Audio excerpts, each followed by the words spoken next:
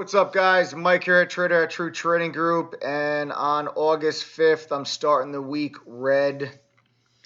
A bloodbath today in the markets, guys. This was the worst day that I can remember since 2008. We were down over 950 points at the low.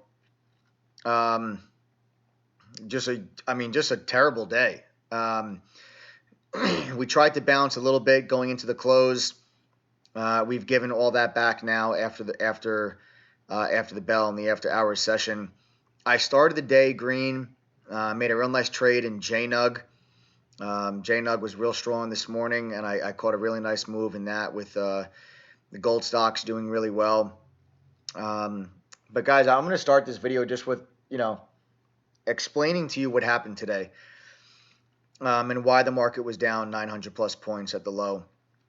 It's not for a technical reason. It's not because we gapped below the 50-day or gapped below the 100-day or anything like a major support level is broken. That's not why. There's a fundamental catalyst for the reason why the market was down so much today, and that's the basis of what I'm going to talk to you about first before I get into my trades. Because as active traders, we talk a lot more about technical analysis, technical catalysts. Very rarely do we talk about fundamental catalysts, okay? But right now, I want to preface and kind of warn you guys that this market move was strictly fundamental, global, macroeconomic stuff. When there is major fundamental catalysts that are moving the markets one way or the other, technical levels mean less. Okay, so if you are looking to buy the SPY, let's say at the 200-day moving average, because I think that would be a good area if you're looking to try to catch a little bit of a bounce. Here's your 200-day moving average, and if we continue lower tomorrow, we put in a tail, and then you're trying to get long to try to get a bounce back up into the mid 280s. I think that's a good trade idea. I will actually be looking for that tomorrow, but when you have a major fundamental catalyst like this, with China devaluing their currency as direct retaliation to the U.S.-China trade war and Trump's most recent tweet last week about increasing tariffs on $300 billion worth of Chinese goods, increasing the tariffs by 10%. This is a direct retaliation to that. China devaluing their currency, I'll get into what that means and why they did that in a minute. But when there's a major fundamental catalyst like this, technical levels mean less. Okay, so just if you're going to try to get long this market, do not be stubborn with it. Understand that the technical levels will not be as significant when there's fundamental catalysts that are moving the market. The same goes true for the other side. Okay, if you guys are trying to short something or trying to short the market, there's a major fundamental catalyst for whatever the reason that pushes things higher. Remember that resistance levels won't mean as much. Support levels won't necessarily mean as much when there's a major fundamental move or catalyst that's creating this move. Okay, so I'm starting this video off with that little piece of advice. I want you to keep that in the back of your mind. We haven't talked about U.S.-China trade in a while. We kind of got complacent with it. We had the truce that was called. That truce is now over. We are back into full-blown trade war. We were focused on the Fed for a little while. Now the Fed, they had their rate cut. That's over with, and now it's right back on U.S.-China trade front and center. Now, China devalued their currency. China is infamous for manipulating their currency. Communist government, they control everything. They do whatever they want, okay? And they've done this many times since kind of the world got rid of the gold standard and allowed currencies to fluctuate or float freely based on currency rates and everything like that globally. China has been infamous for propping up their currency when they need to and devaluing their currency when they need to. The reason why them devaluing their currency right now is so significant, the reason why we were down so much is multi-pronged. There are multiple reasons. First and foremost, it could signal that the Chinese economy is suffering way more than even we originally thought. that the Chinese slowdown is a lot more severe than than the markets thought, and that we thought they're being hurt a lot more by these tariffs than we even originally anticipated.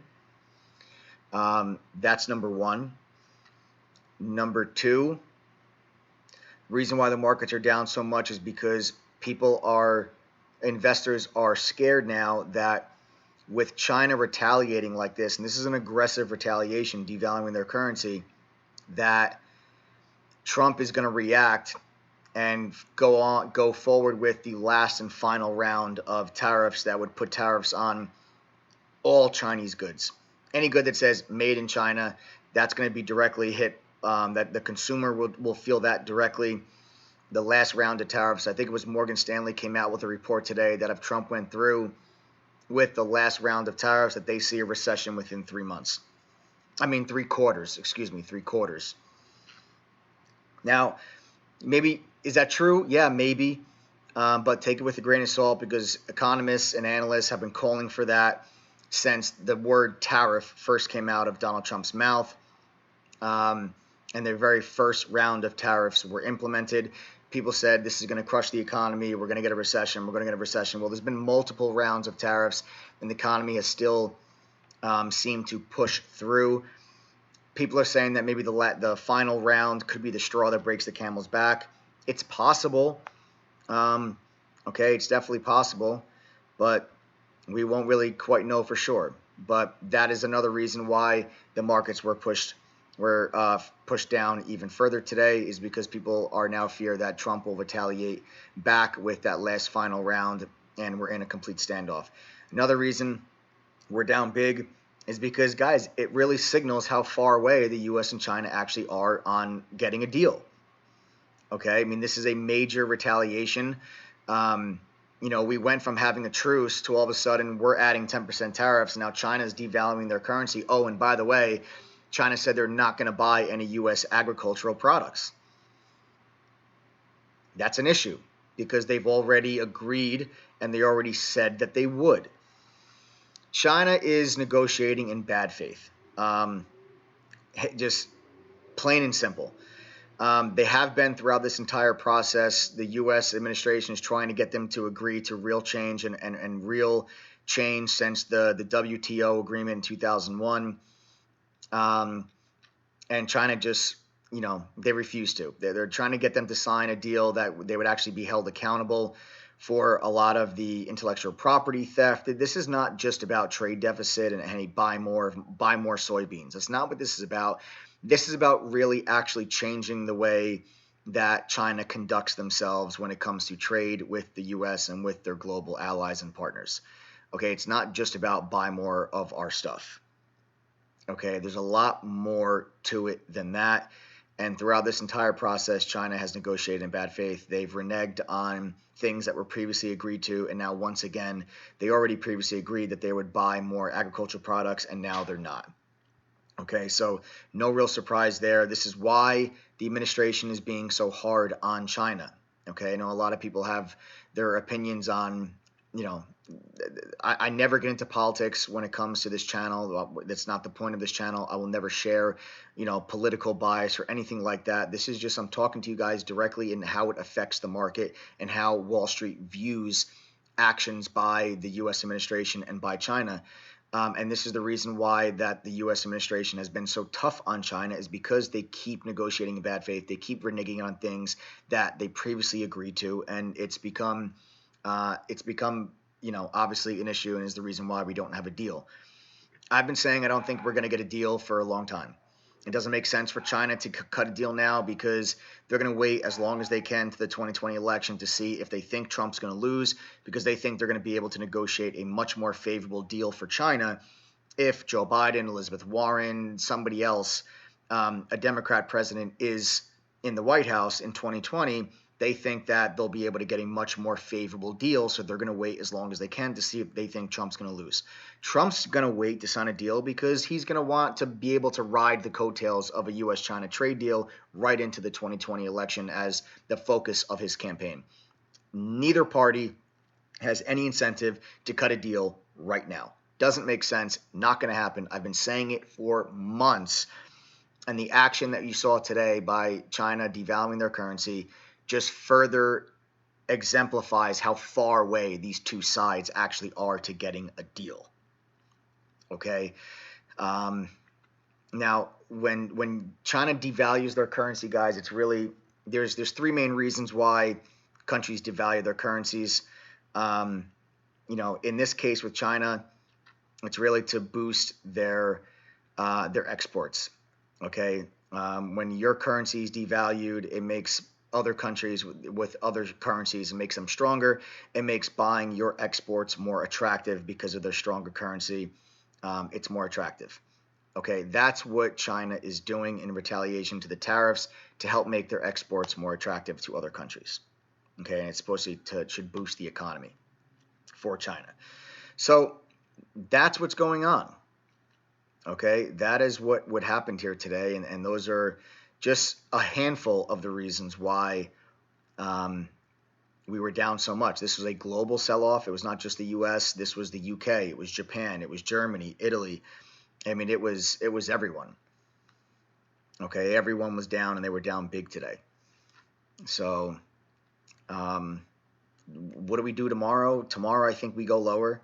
I think we're going to get down and test that 200-day moving average. The SPY has been red 6 days in a row.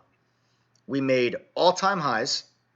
Okay, we made all-time highs and then have gone down for 6 straight days. It's just the way that this market works. It is insane. New all-time high, 6 straight down days. Now, intense, insane, heavy volume on those down days, guys, these most recent down days. And, I don't know. I don't see really a technical reason for us to bounce. We may get a fundamental reason. Maybe Trump comes out. Maybe Trump tweets that he's just decided to hold off on the last round of tariffs. That will be a fundamental reason the market should bounce. But if we don't get a fundamental reason for a bounce, this was a fundamental reason for a decline. I don't think a technical reason is going to fix it. I think we're going to need a fundamental reason to fix it.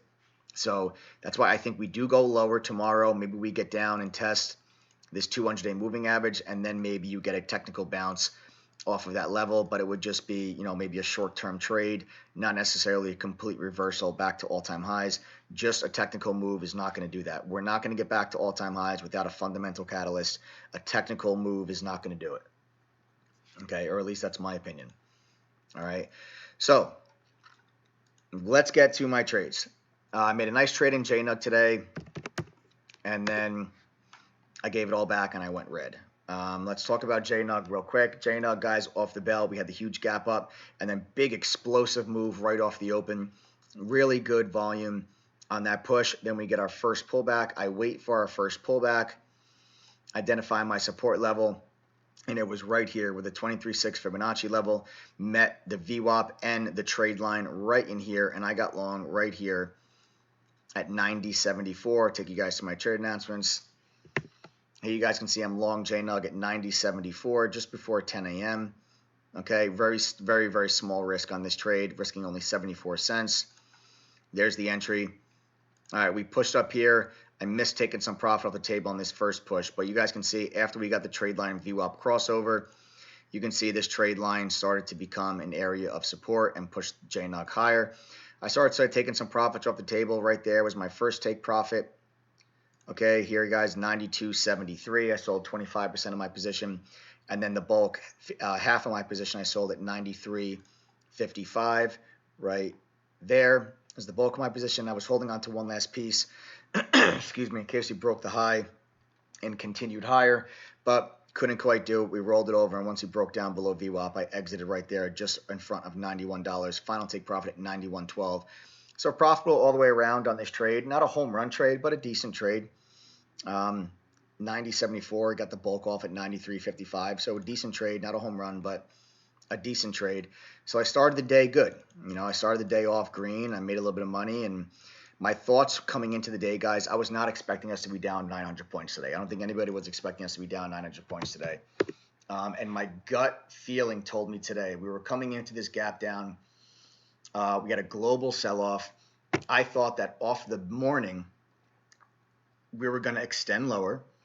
And then I thought during lunchtime we would base out, European markets would close, and the SPY would start to try and recover a little bit of this gap down. Not the whole thing. I didn't think we were going to retake the whole gap down, but I thought we would at least get back and test the high of the day. Okay, that's what I thought. Now, I did not make a trade on this down move, which really kind of pissed me off because I was expecting, it was part of the game plan in the morning. The game plan was looking for a continuation to the downside off the bell and then base out and then try to continue to get a bounce back in the afternoon. But I didn't take a trade in the morning. I was right in getting the continuation to the downside, but I did not take a trade, so it doesn't really mean anything because I didn't act on it.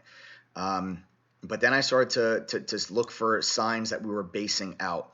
And right here is when your European markets start to close. And that's when I was looking to see if the market started to bounce back. We got our first bounce attempt right there around that 11 o'clock time frame. We got about a half hour of upside. And that was our only real bounce attempt until right before the close. So once we pulled that back in, right here is when I actually took my stab at some SPY call options. I bought the SPY 287 strike, today expiration at 62 cents. We go down here, we actually print a new low. This was a new low right there. We printed a new low and immediately took it back. So then I actually averaged down on my position. I added to those call options at 48 cents. So I averaged my position down. And now at this point, I'm looking for a move back up to VWAP, and I'm looking for, the SPY to, get back up into this region.